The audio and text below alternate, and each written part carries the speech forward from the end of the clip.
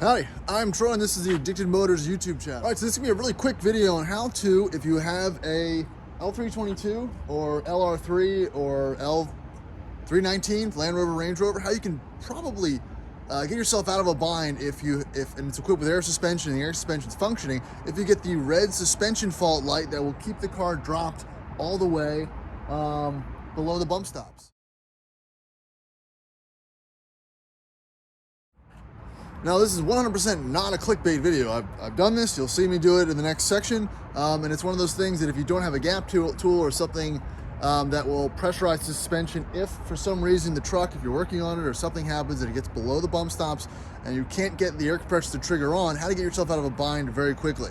Again, not a clickbait video, I'll show you how it's done, and it'll probably save yourself a tow bill or something if you're working on issues or it's sunk in your driveway. So before you do that, please like, subscribe, do all that YouTube stuff, hit the bell. We've got some of them, probably the most Land Rover, Range Rover video-centric collection of videos on YouTube, so feel free to check it out. I'll put the links all over here, and yeah, watch it.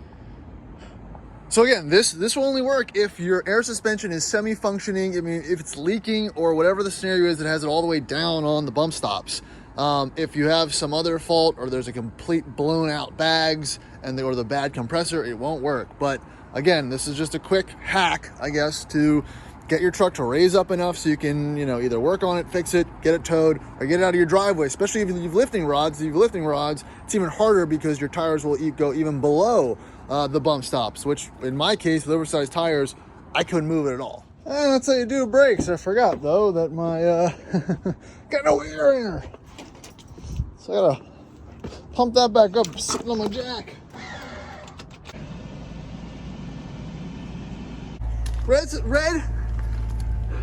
suspension error fault. What do? That means it's below the bump stop. It won't power up. I don't have a gap tool. You can't do it. You need the computer. Blah, blah, blah. What do? Well, get a jack. I jack it up past the bump stop height thing via the fucking trailer hitch. Suspension fault cleared. Got the air compressor kicking on now. Good to go. Let's see if she'll air all the way back up. I think I'm a genius.